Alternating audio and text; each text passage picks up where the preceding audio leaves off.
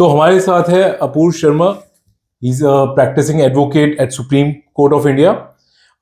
इनकी स्पेशलिटी है, ये वो very good proven record against high profile matters जो कॉर्पोरेट लिटिगेशन से रिलेटेड है, मैट्रिमोनियल से रिलेटेड है और कंज्यूमर प्रोटेक्शन से रिलेटेड है। इसके अलावा वैरायटी ऑफ केसेस में इन्होंने बहुत अच्छा परफॉर्म किया है और बहुत अच्छी अच्छी एडवाइसेस अपने क्लाइंट्स को टाइम टू टाइम देते रहते हैं। तो वेलकम अपूर्व, आज आपको हमारे साथ जोड़ के मुझे बड़ी खुशी हो रही है। और मैं ना एक बात आपसे सबसे पहले जानना चाहता हूँ, जैसे अभी हम देख रहे हैं हाल फिलहाल में सोशल मीडिया पे कुछ ऐसी न्यूज आ रही है, कुछ ऐसे क्लिप्स आ रहे हैं जो बड़े विचलित कर देने वाले हैं, जो ऐसा लगता है यार ये क्या हो रहा है हमारे समाज में। तो मैंने देखा कि एक सॉफ्टवेयर इंजीनियर है, उसने क्या किया कि उसने सुसाइड कर लिया। उससे पहले सारा रिकॉर्ड करा और उसमें उसने कहा कि भाई मेरे को ऐसे ऐसे डाइवोर्स हो रहा था मेरा, मैं इतना परेशान हुआ, मुझे जज ने भी परेशान किया। आई डोंट नो उसने करा या नहीं करा, मैं एलिगेशन नहीं लगा रहा, लेकिन बड़ा डिस्टर्बिंग सा रहा। और अचानक मेरे दिमाग में आई कि हमारे बड़े बुजुर्ग ना हमें ये कहा करते थे कि कोर्ट कचहरी से जितना दूर होना उतना अच्छा है। सबसे पहले मैं आपसे ये जानना चाहता हूँ कि क्या वाकई ही इतना मेंटल हरासमेंट कोर्ट्स में होता है कि व्यक्ति ऐसे एक्सट्रीम स्टेप्स लेने के लिए मजबूर हो जाते हैं? देखिए उसमें केस में अगर मैं पर्टिकुलरली बताऊं तो अतुल सुभाष जो था वो रिजाइडिंग उनकी थी बैंगलोर में। बट जो उनकी वाइफ थी उन्होंने जितनी भी litigations related to their marital dispute वो उन्होंने इनिशिएट करी थी उनके नेटिव होम टाउन जौनपुर में, शायद मुझे जहां तक ध्यान है। अब हर डेट पे आपको वहां से पहले ऑफिस से छुट्टी लेनी है, फिर फ्लाइट बुक करनी है, बैंगलोर से दिल्ली आना है, दिल्ली से फिर यूपी जाना है, कोई डायरेक्ट फ्लाइट भी नहीं है। एक तो फाइनेंशियल हरासमेंट, ऊपर से जो आपका इतना एम्प्लॉयमेंट और जितना भी आपका जॉब वगैरह चल रहा है, तो आपका जो करियर के ऊपर जितना आपका एक स्टिग्मा लग रहा है कि आपका कोर्ट केस चल रहा है। बाद में वो पूछते हैं कि चलो ठीक है मैरिटल डिस्प्यूट है, लेकिन अगर कोई सुनता है कि आज क्यों नहीं आया, तो जी कोर्ट की हियरिंग है उसकी, कहाँ है जी, वहां है। तो वो एक टैबू और जो एक माइंड के अंदर इमेज बना देता है ना कि हाँ भाई कोर्ट कचहरी के मामले में। और एक नहीं दो नहीं, उनके तो कम से कम 8-10 मामले चल रहे थे। अब उसमें मेंटेनेंस का भी केस है, उसमें उनके डोमेस्टिक वायलेंस का भी केस था, इवन 302 भी लगा रखी थी, मर्डर की कोशिश 307 लगा रखी थी कि अटेम्प्ट टू मर्डर और बाकी केसेस। कुछ केसेस तो मैंने बाद में जाकर के देखे कि उसमें स्टेटमेंट जो है उनकी वाइफ ने दी और वो विड्रॉ करे ये बोल करके, तो मुझे याद भी नहीं है कि ऐसा मैंने कोई केस भी डाला अपने हस्बैंड के ऊपर। मतलब आप ये देखिए कि लेवल ऑफ हरासमेंट जो आज के टाइम पे हस्बैंड्स के ऊपर हो रही है। जो लॉज एक टाइम पे ये बनाया था कि वुमेन एम्पावरमेंट के लिए है, बट आज वो एम्पावरमेंट से ज्यादा कहीं ना कहीं जितने भी हस्बैंड्स हैं या फिर जितने भी मेल जितने भी सोसाइटी में रह रहे हैं, उनकी हरासमेंट के लिए ज्यादा आज मिसयूज उनका हो रहा है। मैं ऐसा नहीं कहता कि सारे लॉज ऐसे ही हैं कि सारे मिसयूज के लिए ही हो रहे हैं।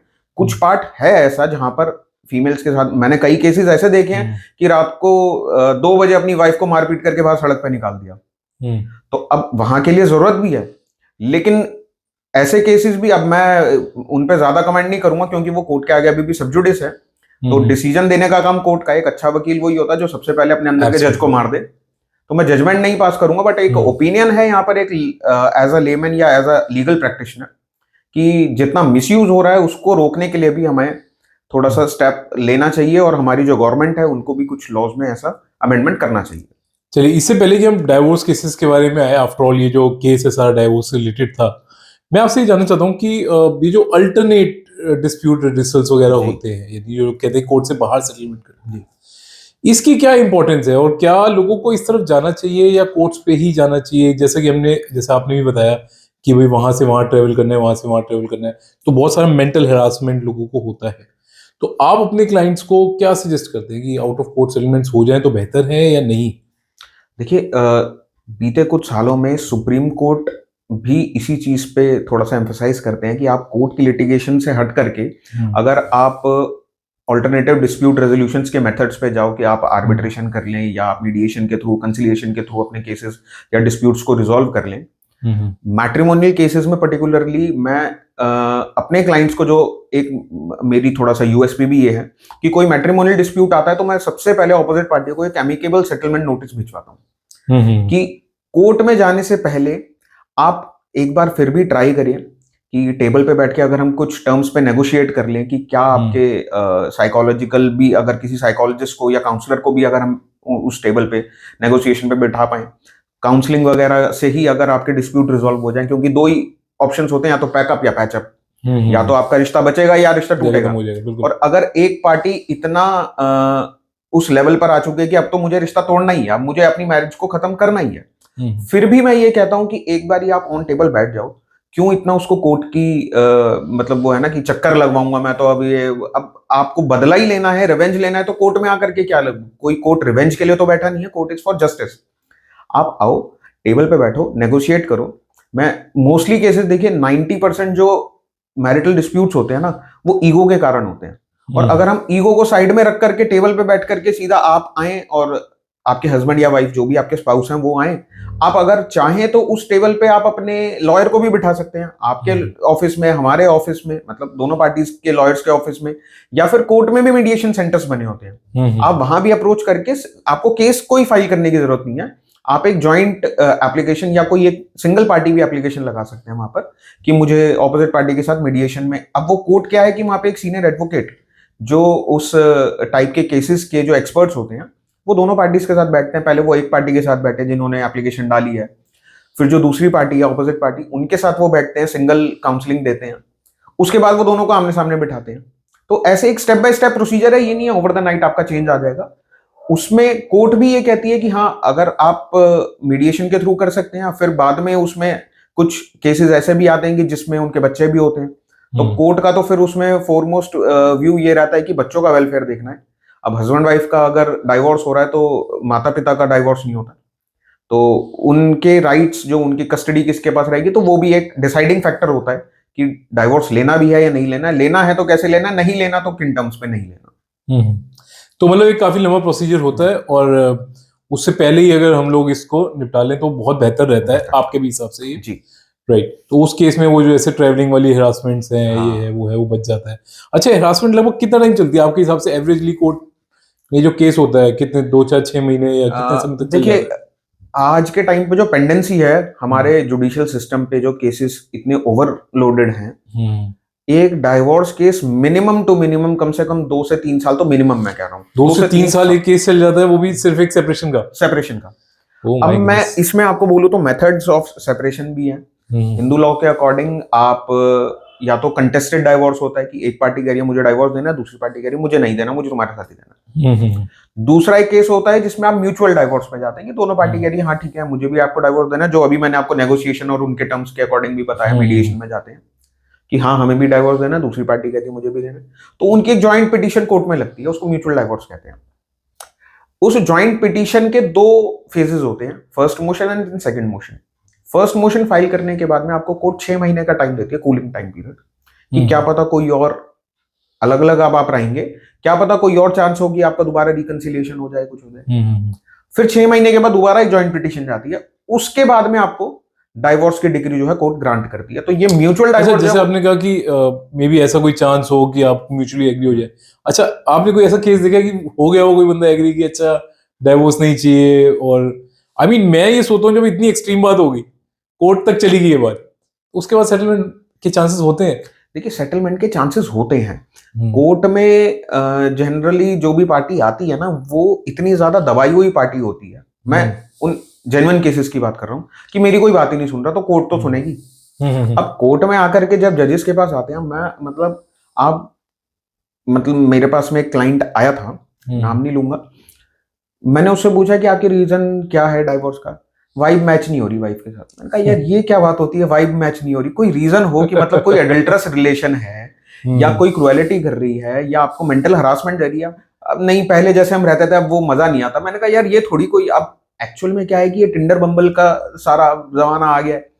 अब उसके बाद में अब मैरिटल रिलेशन में आपको एक जगह पे अपनी रिस्पॉन्सिबिलिटी सारी निभानी है। ये कोई रीजन तो नहीं है भाई, कोई एक बेटर रीजन तो दो कम से कम कि वाइब मैच नहीं हो रही। बिल्कुल। तो ये है कि कोई मेरी बात नहीं सुनता। जो जेन्युइन केसेस हैं उनमें जब कोर्ट बात सुनता है तो कोर्ट डाइवोर्स से बेटर आपको वेज दिखा देता है कि चलो ठीक है, आपके इन लॉज में आपको कोई इश्यूज है, कुछ है तो मैं आपके हस्बैंड से बात करता हूँ, कोई आपका रेंटल एकोमोडेशन अगर कहीं पे बन जाए, या फिर वो आपको लेकर के रहे, या कोर्ट में ऑपोजिट पार्टी की अगर काउंसलिंग कराएं तो जो आपके इश्यूज हैं वो काउंसलिंग के बाद ही ठीक हो जाए। कोर्ट में भी साइकेट्रिस्ट और साइकोलॉजिस्ट होते हैं, कोर्ट अपॉइंट करती है केसेस में कि भाई शादी को जितना बचा सकते उतना बचाया जाए, एमिकेबली दोनों के। बहुत केसेस हैं आज के टाइम पर भी कि कोर्ट आते हैं और फिर पार्टी बैकआउट कर लेती है कि नहीं ठीक है अब मुझे डाइवोर्स नहीं लेना, अब ठीक हो गई ये चीजें, तो हम अलग अलग रहेंगे। Divorce is not only the main instance कि आपको जाकर के अब यहीं से सॉल्यूशन मिलेगा, कोर्ट और भी चीजें दिखाती है। एब्सोल्युटली। अच्छा चलिए, जैसे मैं आपसे एक बात बताता हूँ, जैसे मैं अभी हाल फिलहाल जब भी सोशल मीडिया खोल रहा हूँ, मैं देख रहा हूँ, तो फॉर लास्ट अबाउट 1 ईयर मैं देख रहा हूँ कि बहुत सारे कोर्ट केसेस, मतलब बहुत सारे डाइवोर्स केसेस हमारी मॉडर्न डे सोसाइटी में आ रहे हैं। अच्छा, ऐसा नहीं है कि अभी आने लग गए, पहले भी आ रहे थे, लेकिन पिछले 1 आध साल में मैं देखूँ बहुत सारे हाई प्रोफाइल लोगों ने डाइवोर्स लिया। जैसे ऑब्वियसली अरबाज खान का तो नाम सबसे मेन आ ही रहा है, उन्होंने दोबारा शादी भी कर ली है। अच्छा, उनकी तो बहुत जल्दी होगी, मतलब आई मीन 1 साल के अंदर उनका तो शादी भी होगी। सो ये अच्छा कैसे हुआ होगा वैसे, मतलब लाइक इतनी जल्दी मिल जाता है डिवोर्स? जैसे आपने कहा कि अभी तो 2-3 साल लगते हैं। देखिए प्रोसीजर ये है कि म्यूचुअल डाइवोर्स जो मैंने आपको अच्छा, बताया वो 6 महीने में हो ओके, जाएगा, राइट। वो 6 महीने में हो जाता है। और उसमें भी अभी सुप्रीम कोर्ट की रूलिंग्स हैं कई केसेस में कि अगर हस्बैंड और वाइफ का कोहैबिटेंस 18 महीने से ज्यादा है अलग अलग रहते हुए, डाइवोर्स फाइल करने से 1.5 साल पहले तक वो अलग अलग ही रह रहे हैं। अगर आपका separation period already first motion से पहले 18 महीने से ज्यादा का है तो आपको वो 6 महीने भी रुकना नहीं है। 6 महीने आपका फर्स्ट मोशन हुआ, उसके ऑर्डर्स लेकर के आप सेकंड मोशन, आप इमीडिएटली 1 महीने में डाइवोर्स हो जाएगा अगर आप अलग अलग ही रह रहे हो। तो बिल्कुल। मैरिज उस लेवल पे आपका ब्रेकडाउन हो चुका है। मैं पर्टिकुलरली नाम लेकर के केस नहीं कहता, लेकिन हाँ हाई प्रोफाइल केसेस आजकल बहुत हैं। आप अपनी इंडियन क्रिकेट टीम ही देखिए, कितने सारे। मैं बिल्कुल वही आने वाला था, ये अरबाज खान ने जल्दी शादी कर ली ना, इसलिए बीच में मैं भी डाइवर्ट हो गया। आई मीन इतनी जल्दी थी भाई साहब को कि अभी तो मैं ठीक से समझ ही नहीं पा रहा था कि क्या हुआ, इतनी देर में तो नई न्यूज भी आ गई। सो खबरों में बने रहने के लिए लोग कुछ भी कर लेते हैं। सो इसके अलावा जैसे हमने देखा अभी चहल का नाम आ रहा था कि उसकी वाइफ सेपरेट हो गई, उससे पहले हार्दिक पांड्या का नाम आ रहा था, ये सब विद इन 1 ईयर के अराउंड। शिखर धवन है अभी, शिखर धवन का अभी नाम सुनने में आया, वीरेंद्र सहवाग का भी नाम आ वीरेंद्र रहा था। सहवाग का भी नाम आ रहा है, जो बड़ा सरप्राइजिंग है। लाइक 21 ईयर्स की मैरिज है। Very very very shocking. 21 साल के बाद अब उनको लग रहा है कि भाई हमारी तो वाइफ मैच नहीं हो रही है, जो भी इस तरह का हो रहा है, and they are getting separated. तो इस तरीके से जो लगातार हम देख रहे हैं, जो नंबर ऑफ केसेस धीरे धीरे बढ़ते जा रहे हैं, इसका क्या रीजन है? आपको ऐसा क्यों, क्या मतलब आपके हिसाब से इसके क्या रीजन हो सकते हैं कि क्यों मॉडर्न डे में धीरे धीरे डाइवोर्स केसेस धीरे धीरे और ज्यादा बढ़ते जा रहे हैं और रिपोर्ट भी हो रहे हैं? और ऑब्वियसली हाई प्रोफाइल लोग जिनके, मैं तो कहूंगा पैसे की भी कमी नहीं है, वहां भी डाइवोर्स हो रहे हैं। सो क्या रीजंस आपको लगते हैं कि क्यों हो रहे हैं? देखो, financial instability is not the foremost reason for divorce. आप फाइनेंशियली स्टेबल हो फिर भी डाइवोर्स हो रहे हैं। डाइवोर्स एक इतना माइक्रो लेवल का एस्पेक्ट है कि वो हस्बैंड वाइफ तक ही रिलेटेड है। हस्बैंड वाइफ दुनिया में कैसे जी रहे हैं और हस्बैंड वाइफ की बेडरूम की क्या केमिस्ट्री है, उसमें कोई इंटरफेयर नहीं कर सकता, करना भी नहीं चाहिए। बट अगर आपकी पर्सनल लाइफ उस लेवल पर जाकर के पब्लिक हो रखी है, क्योंकि सोशल मीडिया के जमाने में हर चीज पब्लिसाइज्ड है। इवन मैं अभी चहल का ही एक पोस्ट देख रहा था कि ये मेरा पर्सनल मैटर है यार, प्लीज छोड़ दो, मैं अपने अकॉर्डिंग सब देख लूंगा। आपको आकर के बोलना पड़ रहा है क्योंकि आप सोसाइटी में एक ऐसे लेवल पर हो कि आप लोगों को इन्फ्लुएंस कर रहे हो, लोग आपके पीछे चलते हैं। आपको मैं बताऊं तो चहल जो है नेशनल लेवल का चेस प्लेयर भी था। Absolutely. उसके बाद वो क्रिकेट में आई इतनी यंग एज में और इतना उन्होंने मुकाम हासिल करा तो लोग फॉलो भी करते हैं। ऐसे ही बाकी सब क्रिकेटर्स हैं या आपके एक्टर्स हैं, कुछ भी हैं। लेकिन आपके प्राइवेट रिलेशन में आपके क्या हो रहा है, अगर आप उसको भी इतना पब्लिक कर दोगे तो लोग तो उसे भी फॉलो कर रहे हैं। हमारे देश में इतनी बढ़िया लोगों की लिटरेसी रेट आप देखेंगे तो पता ही है, तो लोग तो अंधा होकर के फॉलो कर ही रहे हैं। अपना कोई माइंड नहीं लगा रहा कि भाई उसने भी कर लिया तो कोई बड़ी बात नहीं है, ऐसा आ जाता है। देखो शिखर धवन ने कर लिया, इसने कर लिया, भैया उनकी अपनी मैरिज है। अब आप ये देखो, शिखर धवन ने जिससे शादी करी भी थी, ऑस्ट्रेलियन, मुझे नाम नहीं है याद में, ऑस्ट्रेलियन नेटिव की थी, उनके तो बच्चे भी थे, उन्होंने बच्चों को भी एक्सेप्ट करा। अब इतना एडवांस भी हो गया, अब देखना है तो सारी चीजें देखो ना, वो सारी चीजें देखी नहीं जाती। लेकिन जो नेगेटिव पार्ट है वो हमारे इंडिया में सबसे ज्यादा एक्सेप्ट हो जाता है। उसकी वजह से नॉर्मल जो ह्यूमन बीइंग है या नॉर्मल जो सोसाइटी में रहने वाला आम आदमी है, उसको तो मोटिवेशन मिल जाता है कि भाई ये नॉर्मल हो गई हैं चीजें। राइट। लेकिन आप टेबल पे बैठ के, क्या मैं तो कह रहा हूं टेबल तो फिर भी बाद में आता है लॉयर का, आप अपने बेडरूम में ही अगर नॉर्मली खुल करके भी बात कर लो ना तो डाइवोर्स तक तो वैसी बात नहीं आएगी। और उस बेडरूम केमिस्ट्री में आप अपनी ईगो को साइड रख के जाओ। ईगो, सेल्फ रिस्पेक्ट तो कभी रिलेशन में, हस्बैंड वाइफ के रिलेशन में तो आनी ही नहीं चाहिए कि मुझे ऐसा कैसा कह दिया मैं तो नहीं करूंगा। आप अगर उतनी चीज को भी रखो तो ये सब चीजें आपको इफेक्ट करेंगी ही नहीं। राइट। अगर कर भी रही हैं तो एक ये तरह से मोटिवेशन मिलती है। और एक चीज मैं और बताऊं, पुराने टाइम पे कहते थे यार, मैं नॉर्मल जनरल उसमें भी बोलूं कि बाहर निकले तो कोई अगर गलत काम कर रहे हैं तो यार शर्म आती थी कि नहीं यार नहीं करना है वो, तो shame was the best motivator कि अगर मेरे को कहीं Right. सिगरेट पीते हुए किसी ने देख लिया तो मेरे पापा या वो तो भाई मेरे को छोड़ेंगे नहीं। तो जो शेम थी ना आज के टाइम पे वो शेम खत्म होती जा रही है। राइट, इनफैक्ट मैं इस बात पे कोट भी करना चाहता हूँ कि ना ये जो शेम खत्म होती है ना, ये यंग जनरेशन में ही खत्म होती है। खत्म होती मतलब मैं आपको बताऊं कि मेरे नोन में ही, मैं भी अवॉइड करूंगा नाम लेना, तो मेरे नोन में एक डाइवोर्स हुआ। सो जिस लड़की का हुआ उसको कोई प्रॉब्लम नहीं है, लेकिन अगर आप उसकी मदर को देखो ना, तो उन्होंने तो बाहर आना जाना छोड़ दिया। She don't like to go anywhere, क्योंकि उन्हें तो इस बात पे शर्म महसूस हो रही है कि बेटी का डिवोर्स हुआ, बेटी कुछ भी सोच रही है। सो ये हो तो रहा है, मतलब जो हमसे जो जो जो यंगर जनरेशन है, they are so bold about this.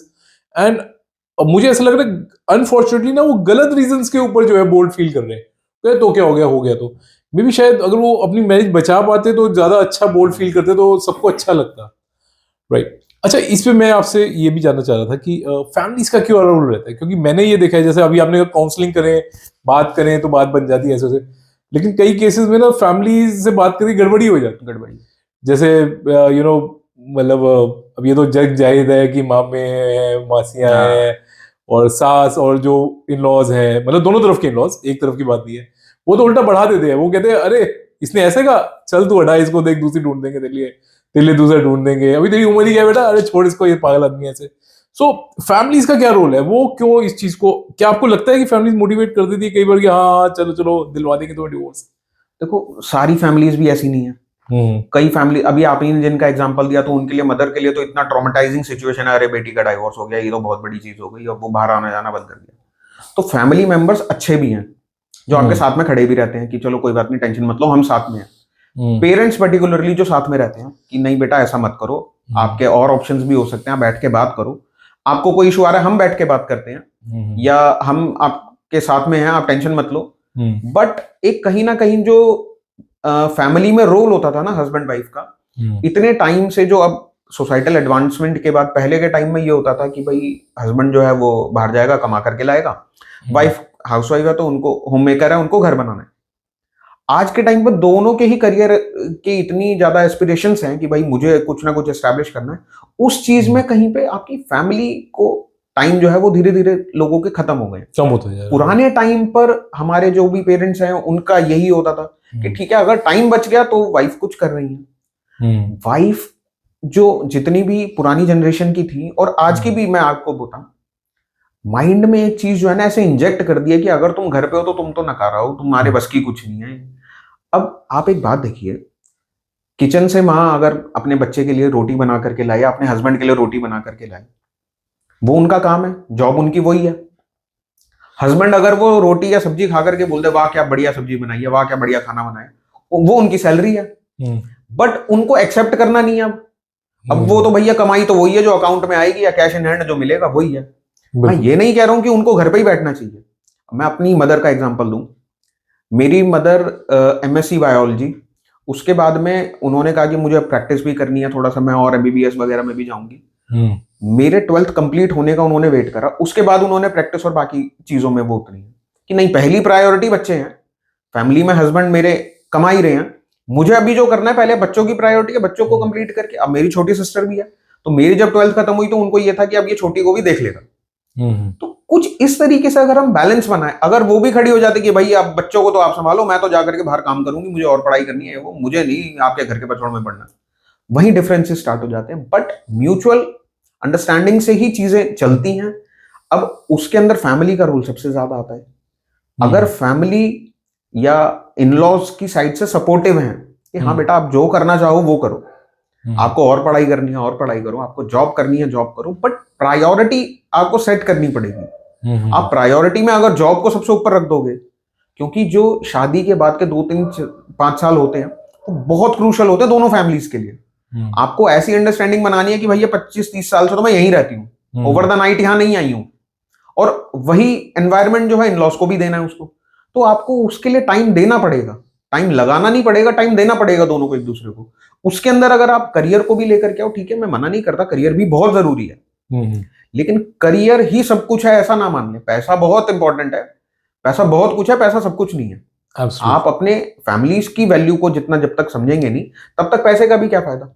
Absolutely. तो फैमिली का सपोर्ट होना सबसे ज्यादा जरूरी है। अच्छा, मेरे को ये बताओ, जैसे आपने ये जो भी बात कही, तो अगर लड़की वर्किंग हो तो बेटर है या वर्किंग ना हो तो बेटर है? मतलब किस केस में आपको लगता है कि डाइवोर्स के चांसेस कम है? डाइवोर्स के चांसेस लड़की के काम करने से तो कभी भी नहीं होते हैं। ओके, लेकिन डिस्प्यूट्स अगर तो होते हैं मे बी, जैसे कुछ फैमिलीज नहीं एक्सेप्ट करती, ऑन अ कॉन्ट्ररी कुछ फैमिली कहती है हमें तो वर्किंग ही चाहिए।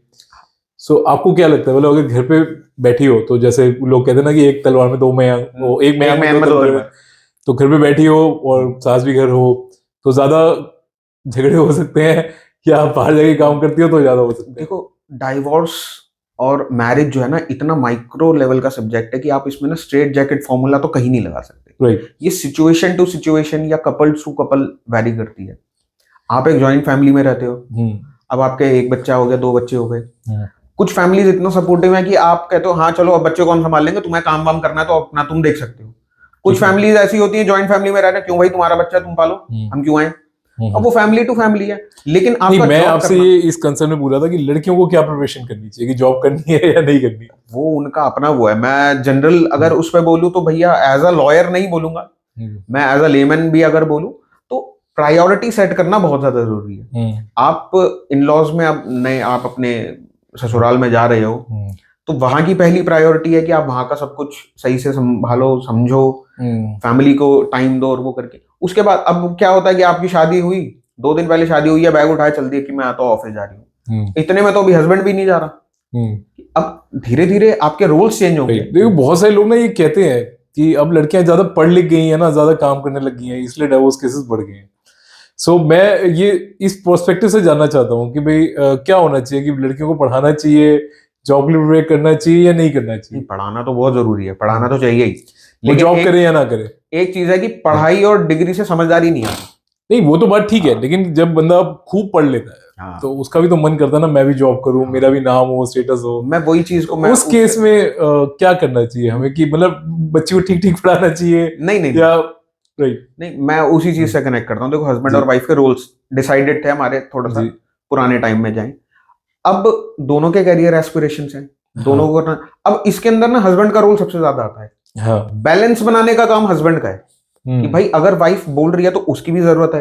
भाई उसने इतनी पढ़ाई अगर करी है तो उसको, अब वो घर पे रहने के लिए तो सच में नहीं पढ़ी कि बस इतनी पढ़ाई करूं भैया, इतनी हायर एजुकेशन के बाद भी ससुराल जाकर के रोटियां बनाना और ये वो। लेकिन वाइफ को भी समझना पड़ेगा कि मेरी जो रिस्पॉन्सिबिलिटी है पहली ये है, उसके बाद अब अगर मुझे करियर एस्टेब्लिश करना है, जरूरी है कि यही करके होगा जो आप ऑप्शन देख रहे हो। आप अपने हस्बैंड के साथ बैठो, बातचीत करो, कोई बीच का मिडिल वे आउट निकालो कि ठीक है आप पार्ट टाइम जॉब कर लो, या शुरू में धीरे धीरे आप ऐसे काम करो, उसके बाद आप अपने काम पर आओ, या आपको अगर अपना ही बिजनेस स्टार्ट करना है तो मैं उसमें आपकी हेल्प करूंगा। राइट। वो सो couple to इसमें ना couple। एक प्रॉब्लम और भी आ रही है, ये मैट्रिमोनियल से थोड़ा हटके है, ठीक है, राइट। सो मैं ऐसे भी कई केसेस में जानता हूँ जहाँ पे ना लड़की बहुत ज्यादा पढ़ चुकी है और अब उसको लग रहा है कि पता नहीं इन लॉज काम करने दे या ना करने दे। तो अगर आप थोड़ा सा डाटा चेक करें ना, तो आप देखेंगे बहुत सारी लड़कियां ऐसी जो बहुत लेट मैरिजेस करने लगी हैं, या कई बार तो कई केसेस में होती ही नहीं है, राइट। जैसे बॉलीवुड में भी ऐसे बहुत सारे नाम है, बहुत मशहूर एक्ट्रेसेस हैं जिन्होंने कभी शादी करी नहीं, उन्होंने बाद में बच्चा अडॉप्ट कर लिया and everything going smooth like that, right. या फिर वो मैरिज करनी है 30 में, 32 में, 35 में, जहाँ पे दूसरी बायोलॉजिकल प्रॉब्लम्स भी फिर शुरू हो जाती है, वो कंसीव नहीं कर पाती है, वो नहीं कर पाती। सो कहीं ना कहीं हमारे मॉडर्न स्टाइल के अंदर, जो मैं कहूँगा कि जिसमें थोड़ा सा अब लड़कियां डरने लग गई हैं कि भाई वहां काम नहीं करने दिया जाएगा, राइट। सो ये भी एक प्रॉब्लम आ रही है, जिस वजह से ही अगर आप देखें तो पहले इतने आईवीएफ नहीं कराने पड़ते थे, अब इतने इतने कराने पड़ते हैं, क्योंकि मैरिजेस भी लेट होती है, right.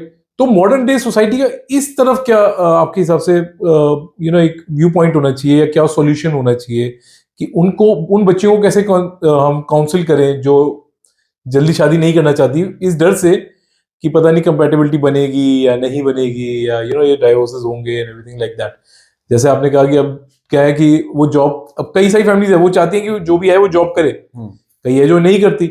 So girls are also very confuse, वो कह रही है यार अब हमें क्या करना चाहिए, अब पढ़ाई करेंगे तो मन तो करेगा कि जॉब करो, और पढ़ाई नहीं करेंगे तो जॉब कर नहीं पाएंगे, और अगर इन लॉज पढ़ाई मांग लेंगे तो फिर क्या करेंगे। इस समय उन्हें क्या करना चाहिए इन सबके बीच में?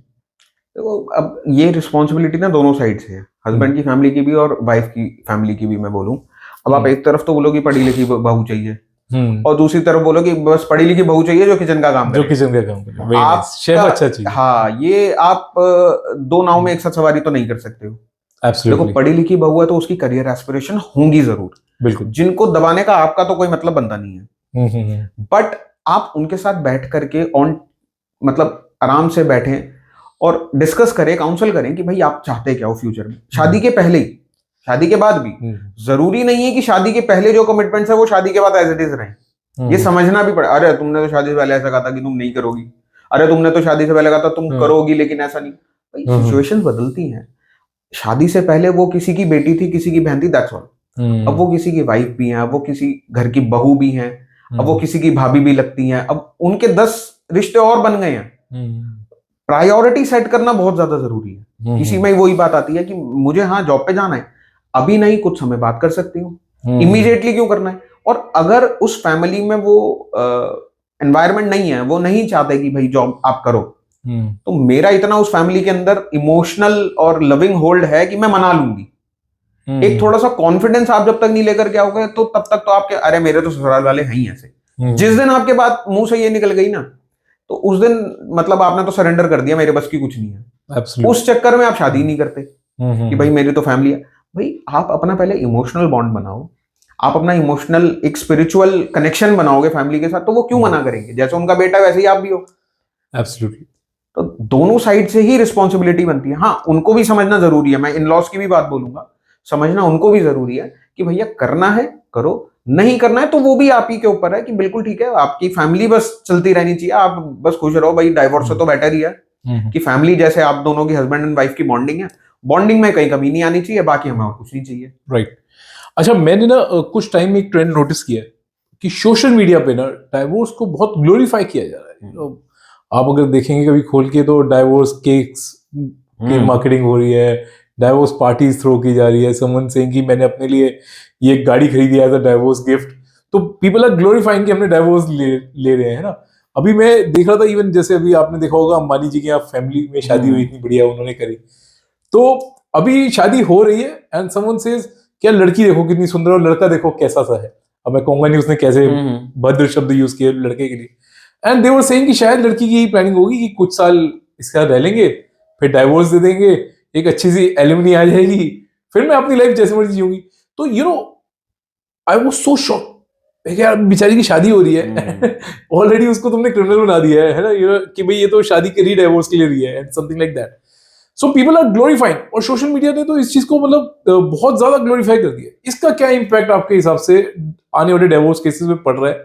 क्या लोग वाकई वहां से कह रहे हैं अरे यार तो ट्रेंड चल रहा है, मेरे 4 फ्रेंड्स ने डाइवोर्स दिया, मोटी एलिमनी ले ली। अच्छा, मोटी एलिमनी के लिए डाइवोर्स होते हैं नहीं होते, पहले ही होते? देखो, एलिमनी के लिए होते हैं, वही मनी मोटिवेटेड अगर आपका रिलेशन है तो फिर तो होते ही है, फिर तो होती है, बिल्कुल होते हैं। लेकिन एलिमनी के जितने भी लॉज हैं वो वुमेन अपलिफ्टमेंट के लिए, जो उनकी जितनी भी फाइनेंशियल कंडीशंस है उनको अपलिफ्ट करने के लिए हैं। तो लेजिस्लेटिव इंटेंट तो उसके पीछे अच्छा ही है कि वाइफ जो है डिपेंडेंट है हस्बैंड के ऊपर।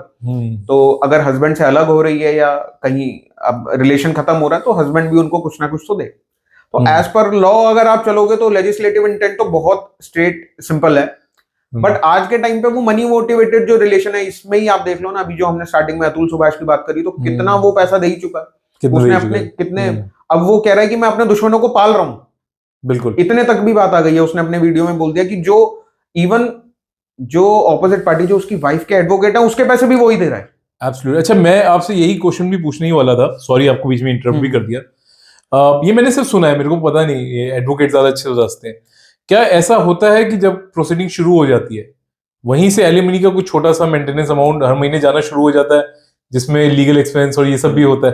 देखो, ये सच है? बिल्कुल। मैं आपको बताऊं, अगर हस्बैंड अपनी वाइफ के ऊपर कोई केस करता है तो डे 1 की कंडीशन है कि पहले 11,000 का डीडी तो कोर्ट में जमा करो।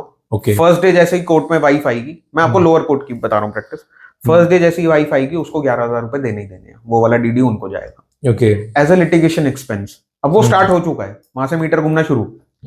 और जैसे ही वाइफ एप्लीकेशन लगाएगी कि मुझे एड इंटरिम मेंटेनेंस चाहिए क्योंकि अब हस्बैंड मेरे साथ नहीं रहता है, तो भैया मुझे दवा दारू भी चाहिए, खाना पीना भी चाहिए, और वाइफ अलग रह रही है, कोर्ट उसी दिन से स्टार्ट कर देती है कि आपको अपना मतलब हम मेन जो मेंटेनेंस है या मेन जो एलिमनी है जब तक डिसाइड हो रही है तब तक हर महीने उसको 5,000, एक अमाउंट 10,000, 10,000 जाना शुरू हो जाएगा, बिल्कुल स्टार्ट हो डिपेंडिंग कि उसका जो भी लाइफस्टाइल है कि इतना खर्चा होता है, जाएगा। नहीं, उसी पे डिपेंड होगा। अब आप मान लो कि हस्बैंड की इनकम है मंथली 1,00,000 रुपीज, तो कोर्ट ये सोचती है कि हस्बैंड और वाइफ को इक्वल फुटिंग पे रहना है फाइनेंशियली।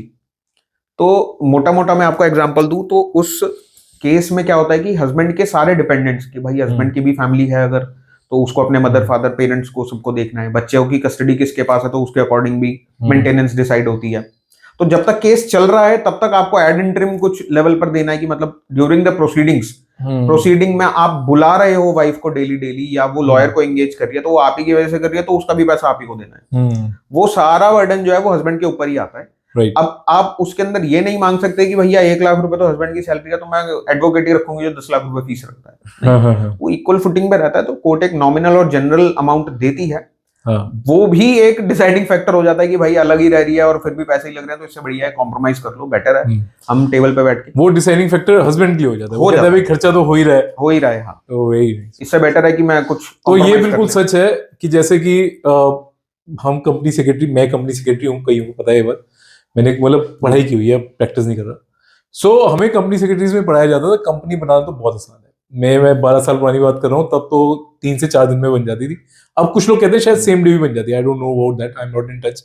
तो कहते कंपनी बनाना बहुत आसान है, हफ्ते में तो बनी जाएगी हर हाल में, लेकिन जब बंद करनी पड़ेगी ना तो पता लगेगा कि भाई साहब ये तो नानी याद आ गई। तो जब मैं आरओसी ट्रेनिंग कर रहा था ना, तो बड़ा इंटरेस्टिंग बात है कि उन्हीं दिनों एक पायलट प्रोजेक्ट निकला था कि कंपनी अगर आप बंद कराना चाहते हो और उसकी zero balance sheet and everything like that, तो आप ले आओ। So we were shock to see कि हमें हर रोज हजारों की तादाद में एप्लीकेशंस आ रही थी कि भैया मेरी भी बंद कर दो, मेरी भी बंद कर दो, मेरी बंद कर दो। सो उस समय भी कंपनी बंद कराना बहुत टीडियस टास्क होता था, उसको खोलना आसान था। ऐसी मैरिजेस है, करना बहुत आसान है, एक दिन की सेरेमनी है, कुछ मिनटों की है एक्चुअल में तो, लेकिन बंद करना बहुत मुश्किल है। जैसे आपने बताया कि कई बार 3 से 4 साल भी लग जाते हैं, उससे ज्यादा भी लग जाते हैं, राइट। और एलिमिनी तो हमने डिस्कस कर ली, खर्चा तो बहुत ही ज्यादा। तो मैं चाहता हूँ एक बार आप हमारे सभी फ्रेंड्स के लिए ना एक बार थोड़ा सा ठीक से बताइए कि एक्चुअल में कितना लंबा प्रोसेस है और क्या क्या करना पड़ता है एक बार डाइवोर्स लेने के लिए। देखो मे भी शायद हम इसके थ्रू उनको डीमोटिवेट कर पाए कि भाई डिवोर्स वगैरह मतलब बहुत लंबा प्रोसीजर है, साथ रहने के लिए मोटिवेशन हो जाए, साथ रहने के लिए शायद ये भी मोटिवेशन हो जाए कि भाई साहब बहुत मुश्किल काम है, छोड़ो क्या करना है। देखो आप डाइवोर्स फाइल करेंगे डे 1 पे, फाइलिंग काउंटर पे फाइल जाने के बाद मैं छोटे छोटे उसमें बताता हूँ जी। डे 1 जब कोर्ट के आगे आपकी डाइवोर्स पिटीशन लगती है, कोर्ट पिटीशन को देखेगी और ऑपोजिट पार्टी को नोटिस करती है कि आप कोर्ट में आइए और केस को डिफेंड करिए।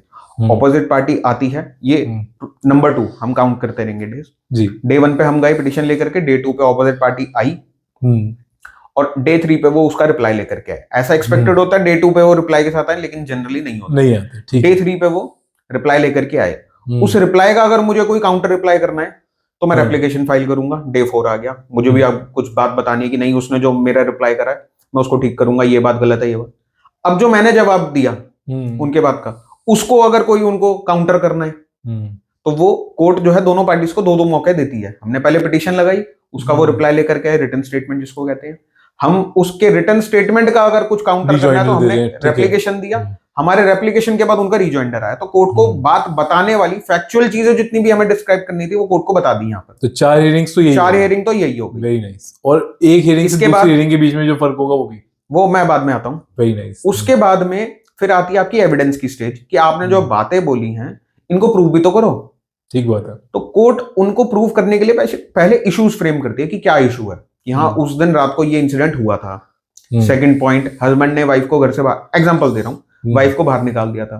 थर्ड पॉइंट, वाइफ घर छोड़ करके चली गई थी, तो इसको प्रूव कौन करेगा? पिटिशनर करेगा या ऑपोजिट पार्टी करेगी? वो पॉइंटर्स बना लेती है कोर्ट, उसको इश्यूज फ्रेमिंग कहते हैं। डे 5 पे हुआ। अब डे 5 के बाद में डेट्स लगती हैं एविडेंस की, कि मैं अपने एविडेंस कोर्ट को दिखाऊंगा, प्रूफ है मेरे पास कि हाँ इसने ये करा, इसने ये करा, ये करा, ये करा।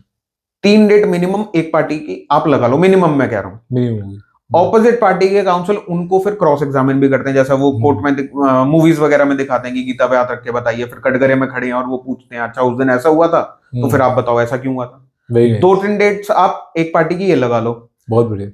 5 + 6 डेट्स तो एक पार्टी की हो गई, 6 डेट्स दूसरी पार्टी की लगा लो, नियरली 17-18 डेट्स ये आ गई।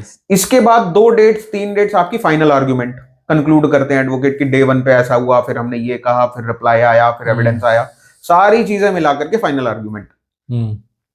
20 डेटें मोटी मोटी आप लगा लो, ठीक है, ऑन एन एवरेज एक डेट 3 महीने के अंदर। बहुत बढ़िया। तो मैं एवरेज कह रहा हूं, 4 महीने 5 महीने भी जाती हैं, मैं 3 महीने की एवरेज बताता हूं। 20 डेटों को 3 महीने के अकॉर्डिंग आप अगर देखोगे तो एक साल में आपकी 4 डेट्स, 4 या 5, मैं 5 भी अगर पकड़ लूं, बहुत जल्दी जल्दी आ गई तो 20 के लिए 4 साल लग गए। और ये मैं तब कह रहा हूं कि जब दोनों पार्टी एफिशिएंटली काम कर रही हैं, हर डेट पे जजेस अवेलेबल हैं, और हर डेट पे दोनों पार्टीज अवेलेबल है, हर डेट पे दोनों पार्टीज के काउंसिल अवेलेबल है। बहुत बढ़िया, बहुत बढ़िया। तो आगे बढ़ने से पहले बीच में ही एक छोटा सा, जो बॉलीवुड के फैंस हैं उनको बता दूं, काउंसिल का मतलब होता है एडवोकेट। एडवोकेट, हाँ। कई बार ये ऐसी टर्म है जो लीगल प्रोफेशनल्स है उन्हें तो पता है, बट बॉलीवुड से इंस्पायर्ड फिल्में देखने वाले अक्सर भूल जाते हैं, वो समझ नहीं पाते काउंसिल क्या हुआ। सो काउंसिल मींस एडवोकेट। एक्चुअल में डे टू डे हम उनको काउंसिल ही कहते हैं, एडवोकेट्स नहीं कहते। एनीहाउ जी, तो लगभग आपने मोटा मोटा 4 से 5 साल बता दिया, वो भी अगर किसी ने छुट्टी नहीं मारी तो एफिशिएंटली काम करा तो। लेकिन अब मैं इसमें एक चीज जोड़ता हूं जी, मैक्सिमम डाइवोर्स के केसेस जो है ना, जो ये कंटेस्टेड डाइवोर्स, अब मैंने बताया म्यूचुअल, मैंने आपको बताया 6 महीने वाला, कंटेस्टेड डाइवोर्स चलते चलते दोनों पार्टीज बीच में ही सेटल कर लेते हैं, राइट, कि भाई अब कोर्ट के प्रोसीडिंग में क्या है, 1.5-2 साल 3 साल तो हम हो ही गए अलग रहते हुए, वैसी मैरिज में कुछ नहीं बचा, इतना इरिट्रीवेबली हमारी अब मैरिज इतनी ब्रोक डाउन हो चुकी है, बेटर हम म्यूचुअल के लिए चले जाएं। तो म्यूचुअल जाते हैं और म्यूचुअल कर लेते हैं। बहुत बढ़िया। इसमें मैं जानना चाहता हूं, रोल ऑफ एडवोकेट क्या है? मतलब एज एन एडवोकेट हमारा क्या रोल रहता है? मतलब क्या हमें अच्छा एडवोकेट लेना चाहिए या ठीक ठाक जो मिल जाए उससे कर लेना चाहिए? भाई 5-6 साल चलना तो खर्चा तो बहुत होना ही है। सो अच्छे एडवोकेट की क्या इंपॉर्टेंस होती है एक डाइवोर्स केस में? ये होता है, देखिए, अच्छे एडवोकेट की बहुत जरूरत है। मैं अच्छा एडवोकेट टर्म तो क्या, एडवोकेट तो सारे ही अच्छे हैं मेरे लिए, मैं किसी के लिए कुछ बोलूं। ये बार काउंसिल के रूल्स के हिसाब से बोल रहे हैं? नहीं, रूल्स भी और थोड़ा इमोशनली भी, भाई मैं अपनी फ्रेटर्निटी को क्यों गलत बोलूं।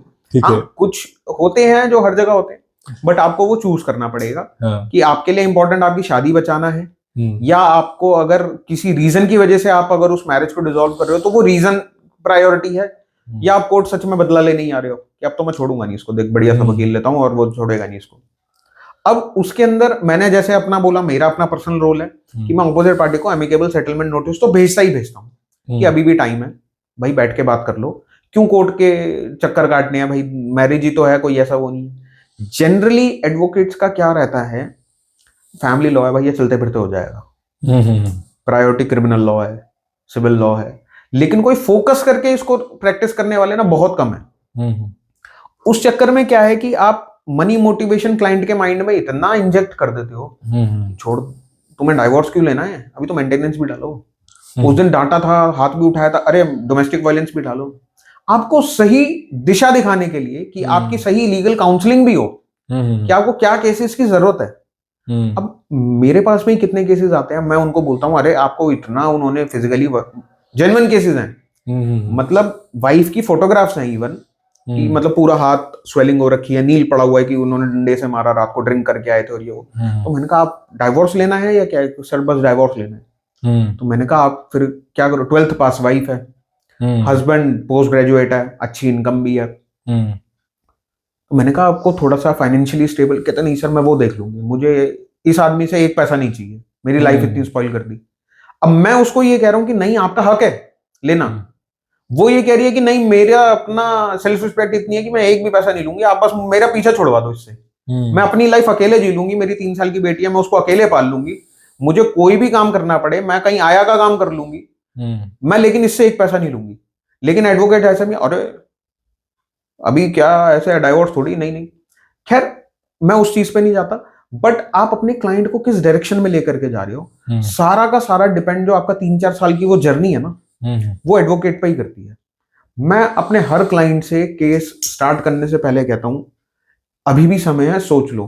मुझे 3 साल में आपका मतलब एक स्टेप बैक नहीं चाहिए कि नहीं सर मन मेरा ऐसा खराब हो रहा है हस्बैंड को ऐसे देख करके, बिल्कुल टाइम है, बैठना है, नेगोशिएशन करनी है, मैं जितना आपके साथ में हेल्प कर सकता हूं उतनी जरूर करूंगा। राइट।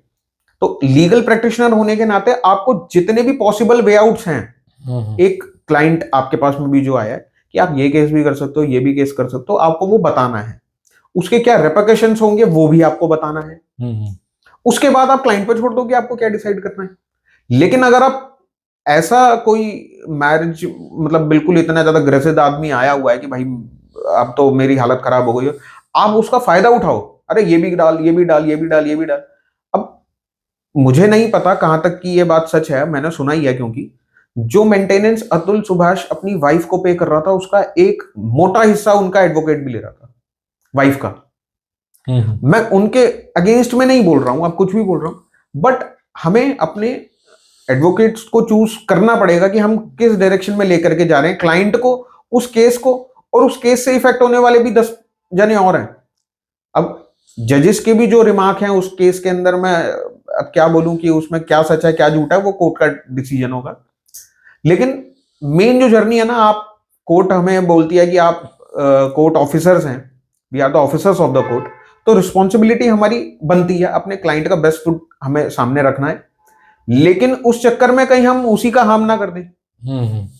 तो वो चीज भी हमें ही सोचनी है, वो लॉयर हम केस के लिए नहीं है, हमें उसकी हर चीज को देखना है, हर चीज को प्रोटेक्ट करके चलना है। तो वो चीज कहीं भी अगर लैक करती है तो वो आपका मैरिटल रिलेशन तो खराब हो ही रहा है, आपका सोसाइटी के अंदर भी फिर वैसे ही एक स्टिग्मेटाइज आपका वो हो जाता है कि भाई अब तो ये ऐसा ही है। तो वो चीज आपको थोड़ा सा चूज करने के लिए पहले एक डिसाइडिंग फैक्टर अपने माइंड में रखना पड़ता है।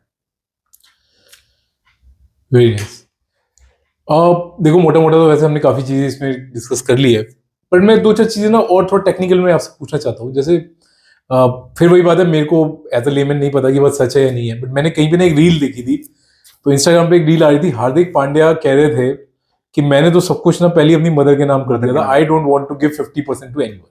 सो एक तो इससे दो बातें पता लगी, एक तो ना उसके माइंड में पहले ही एक गिल्ट था कि शायद मेरी जब भी शादी होगी टूट ही जाएगी, राइट। जैसे कि मैंने कहा कि अब तो हम एक परसेप्शन बना चुके हैं, ये सोशल मीडिया इसको ग्लोरीफाई कर चुका है, तो क्या हो गया, टूट गई तो टूट गया। दूसरी चीज जो मैं इसमें जानना चाहता हूँ, इज इट पॉसिबल कि अगर हस्बैंड के नाम पे प्रॉपर्टी ना हो, उन्हें सारी प्रॉपर्टी फैमिली के नाम पे ली हो या बिजनेस के नाम पे डाल दी हो या मदर के नाम पे डाल दी हो, क्योंकि अच्छा मेरे को एक बात तो ये समझ नहीं आई कि मदर के नाम पे आप सारी प्रॉपर्टी ले सकते हो, आफ्टर ऑल अगर आप कोई बिजनेस कर रहे हो और सारी प्रॉपर्टी उनके नाम पे है तो बार बार सिग्नेचर्स की प्रॉब्लम है, एवरीथिंग लगेगी।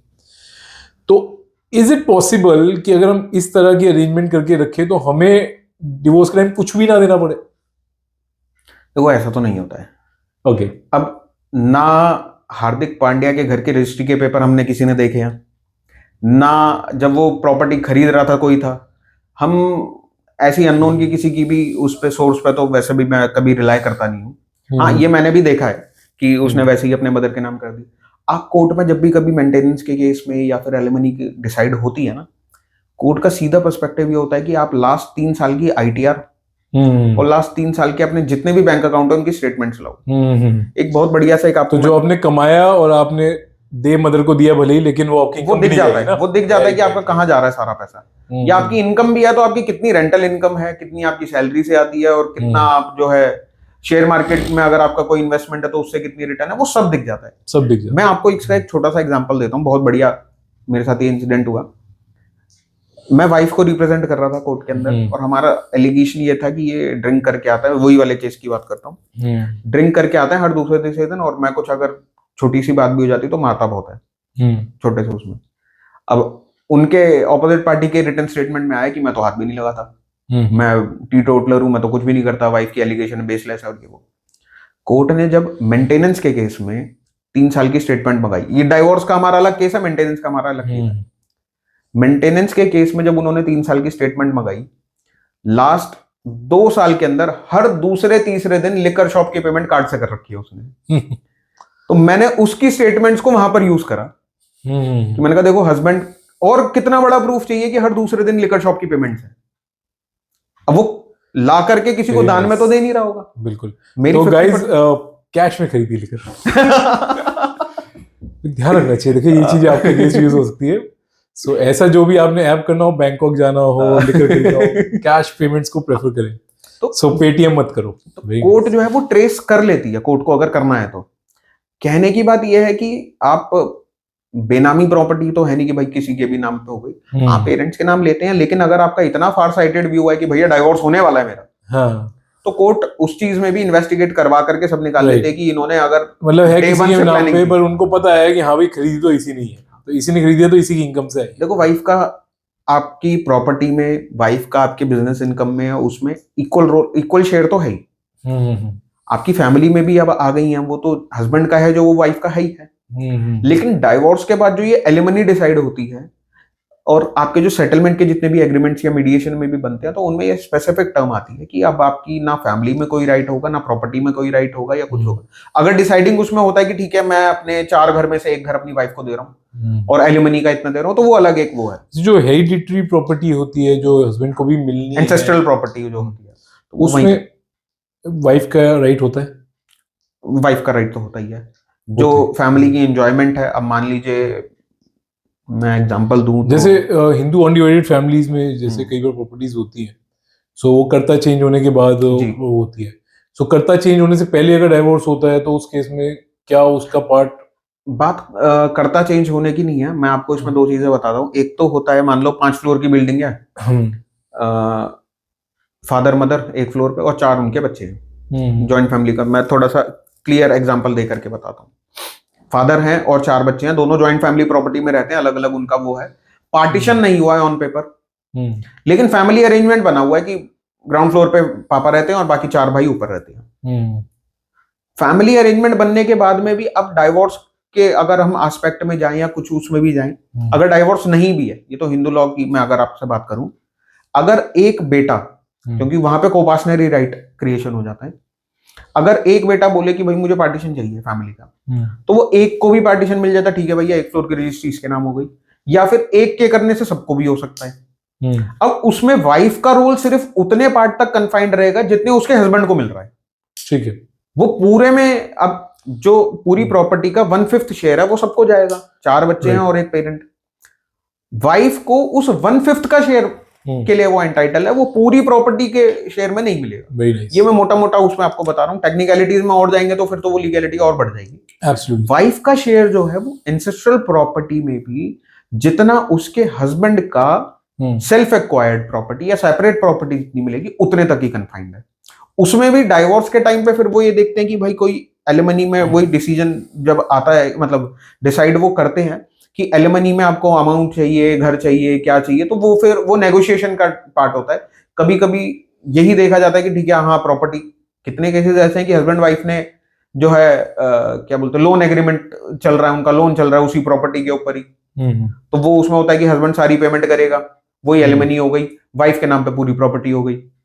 तो वो ये मिडिल वे आउट निकालने वाली बात है कि दोनों हस्बैंड वाइफ किस तरफ जा रहे हैं। अगर रखनी है मैरिज तो वो तो फिर वेल एंड गुड है, फिर तो पार्टीशन अलग चीज आ गया, मैरिज का डिसोल्यूशन अलग चीज आ गया।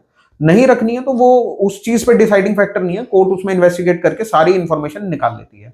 Very nice. एक आपने इसमें बात और बोली थी, ग्लोरीफाई इतना जो हो रहा है आज के टाइम पे डाइवोर्स की, भाई इतना, मैं आपको बताऊं आज से 20 साल 30 साल 40 साल पहले तक हम लोग ज्वाइंट फैमिली में रहते थे। धीरे धीरे ज्वाइंट फैमिली से हम न्यूक्लियर फैमिली में आए। अब न्यूक्लियर फैमिली में भी जो सबसे बेसिक पिलर है ना इस सोसाइटी का, वो हस्बैंड वाइफ का रिलेशन है। अब वो भी धीरे धीरे खत्म होता जा रहा है। तो ये मैं एज अ लीगल प्रैक्टिशनर नहीं कह रहा हूं, अगर हम उस चीज पे फोकस करें ना कि हस्बैंड वाइफ अपने एक मैरिटल रिलेशन को इतना स्ट्रेंथन करके रखें कि वो चीज कहीं जा ही नहीं सकती। आप मैक्रो से इतने माइक्रो लेवल पर आ गए हो, माइक्रो माइन्यूट लेवल। पहले भैया एक आपने भी एग्जांपल दिया, करता है उनके 4 बच्चे हैं, 4 बच्चों की वाइफ है, उनके 2-2 बच्चे हैं, तो भैया इतना भरा पूरा परिवार होता था। मैं तो अपने दादाजी के भी, हमारे बड़े भाई जो है, मतलब मेरे पापा के ताऊ जी भी हमारी फैमिली में इतनी बड़ी ज्वाइंट फैमिली थी। अब उसके बाद में हम और मतलब मेरे पिताजी और ताऊ जी की फैमिली पूरी, हम उतने तक आ गए हैं।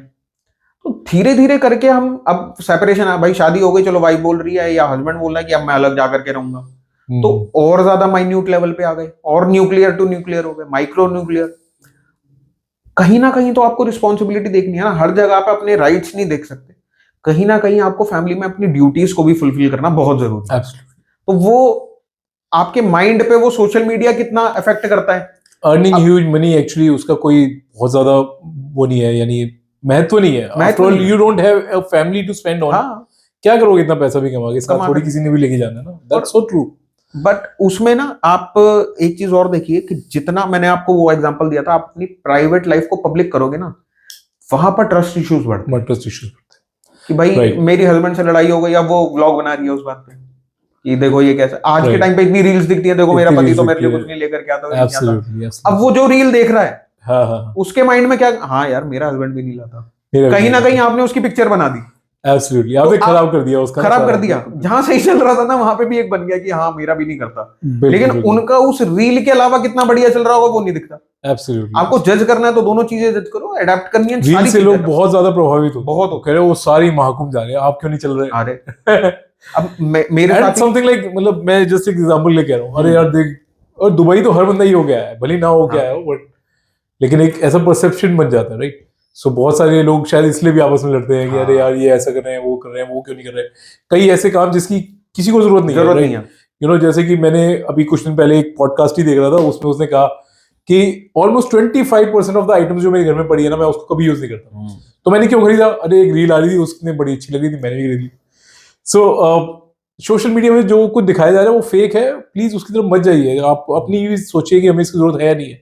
सोशल मीडिया तो कह रहा है डाइवोर्स ले लो, इससे बढ़िया कुछ हो ही नहीं हाँ। सकता, लेकिन ऐसा होता नहीं है, राइट? अगर हम सब इतनी इतनी एज में भी जाके लोग डाइवोर्स ले लेते हैं, वो कर लेते हैं, मैं तो फिर ये तो फिर इतना पैसा कमाया कमाया किसी लिए, साथ तो जाना नहीं है, फैमिली है नहीं, Family फैमिली को छोड़ दी है, ठीक है ना, भले 50% लेके छोड़ा है, 50% के साथ छोड़ा, लेकिन उसको छोड़ दिया, अब बचे हुए पैसे का करोगे क्या?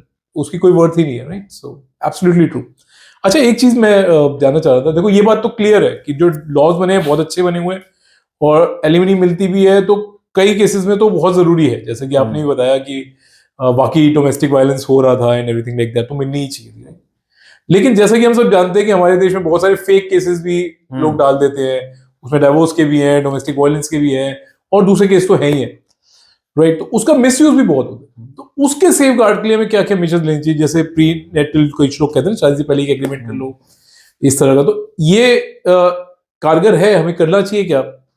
प्री नेटल एग्रीमेंट इंडिया में वैलिड नहीं है, क्या बात कर रहे हो? इंडिया में नहीं है, ऐसा कोई एस्पेक्ट नहीं है कि आप शादी से पहले एग्रीमेंट कर लो। अरे पर सब मूवीज में तो दिखा रहे हैं कि करना मूवीज में ही दिखा रहे हैं, इंडिया में कोई उसकी लीगल वैलिडिटी नहीं है। ओह माय गुडनेस, तो भाई लोग बॉलीवुड में इतना भरोसा मत करो। मैं सीधा आपके मिसकंसेप्शन को मतलब जो बनी हुई है ना आपकी काली हाँ, स्लेट के ऊपर, वो मैं हाँ। सीधा रब कर दूं, प्री नेटल एग्रीमेंट इंडिया के अंदर वैलिड अभी तक तो नहीं है, ओह माय जब तक हम अभी आप मेरे से भी बात कर रहे हो। अच्छा, मिसयूज जो भी है, मिसयूज के लिए सबसे बड़ा रीजन ये है कि आप अगर सही हो तो कोर्ट के आगे आप मिर्च मसाला लगा करके चीजें मत बताओ।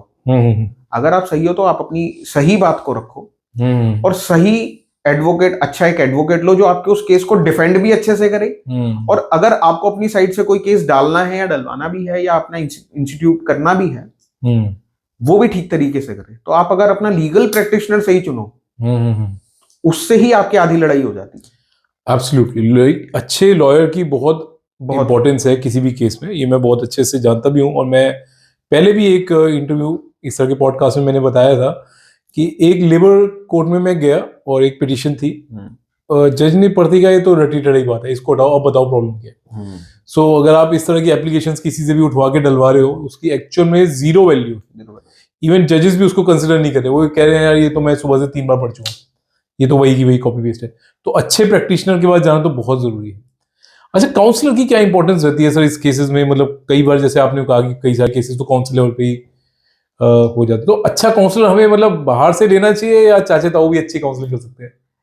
देखो, चाचा ताऊ की बात पे मैं नहीं जाता हूँ, देखो वो थोड़ा सा ना वो पर्टिकुलर उस बात पे आ जाता है। हाँ, मतलब अच्छे मामा भी हैं तो कंस मामा भी हैं सब। बिल्कुल सो राइट। कोर्ट में अब एक धीरे धीरे प्रैक्टिस बन गई है कि अगर शादी, मैं लॉ पे बात नहीं कर रहा हूँ, ये कहीं कानून में नहीं लिखा हुआ, 2-3 साल 4 साल 5 साल की अगर शादी है और वो अगर म्यूचुअल डाइवोर्स के लिए पार्टीज आ रही है ना, तो उन्होंने कोर्ट के अंदर ही बैठे हुए जो मीडिएशन या काउंसलर है कंपलसरी है उनके पास सिटिंग लेकर के ही आओगे।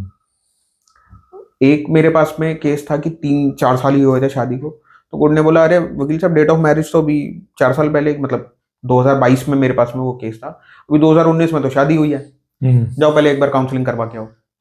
तो वो सीधा वो यही कहते हैं कि नहीं हम एकदम एंड नहीं कर सकते। तो मैंने कहा अब मतलब जितना उसमें मैरिज में है नहीं, अरे आप वो देख रहे हो, मैं 1.5 साल का बच्चा देख रहा हूँ।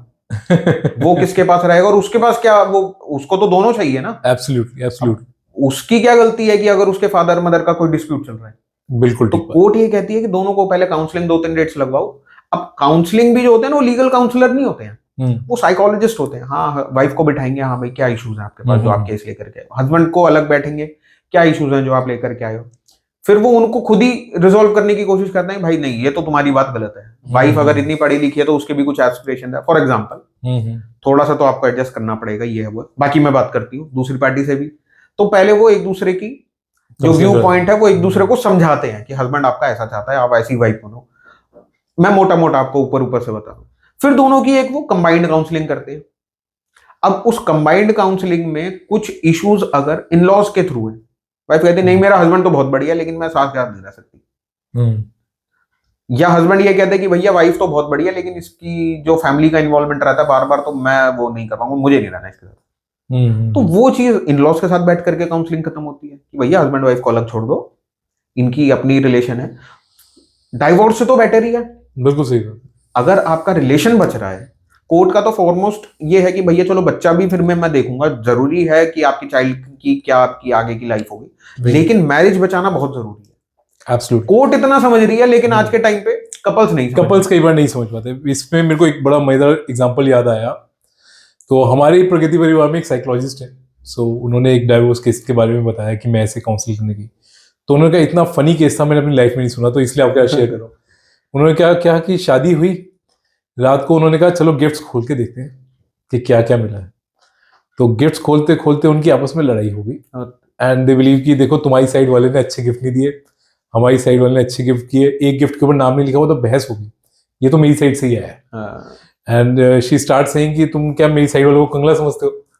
एंड दे स्टार्टेड इस तरह से करते रहे एंड आफ्टर दैट सुबह तक उन्होंने कहा नहीं जी हमें तो साथ रहना ही नहीं। एक दिन पहले शादी हुई।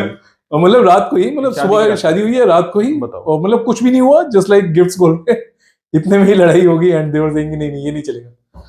सो इस तरह के फनी होते हैं। तो पेशेंस लेवल जो है ना आज की जनरेशन में बहुत बहुत कम हो चुका है, बहुत कम हो चुका है। हमारा जो लाइफ स्टाइल है, जैसे कि अब एक मैं बड़ी मजेदार रील देख रहा था, अनुभव सिंह बत्सी जो बड़े मशहूर कॉमेडियन है, उन्होंने कहा कि क्यों आजकल कॉमेडी या कोई भी कंटेंट बनाना बड़ा मुश्किल हो गया। कह रहे यार वो जनरेशन है जो 15 सेकंड में तो रील स्किप कर देती है, 5 सेकंड में मजा नहीं है अगली रील। सो पेशेंस कहाँ से है, और मैरिज तो ऐसा है जिसको पेशेंस चाहिए। Right. So Apurva thank you यार, बहुत मजा आया आपसे। एक फाइनल एडवाइस जो आप सभी जो कपल्स हैं उनको देना चाहते हैं about should they go for divorce, when should they go for divorce and when should they avoid? देखो मुझे ऐसा लगता है, मैं पर्सनल लेवल पे और लीगल प्रैक्टिशनर होने के नाते भी अब सोसाइटी में मेरी रिस्पॉन्सिबिलिटी डबल है। एक सिंगल ऐसा रीजन जिसके लिए मैं आंख बंद करके कह सकता हूं कि हाँ अब तो आपको डाइवोर्स के लिए जाना ही चाहिए, इज दैट कि आपके हस्बैंड या वाइफ का किसी थर्ड पर्सन के साथ में अफेयर है, अडल्ट्रस रिलेशन आपका है।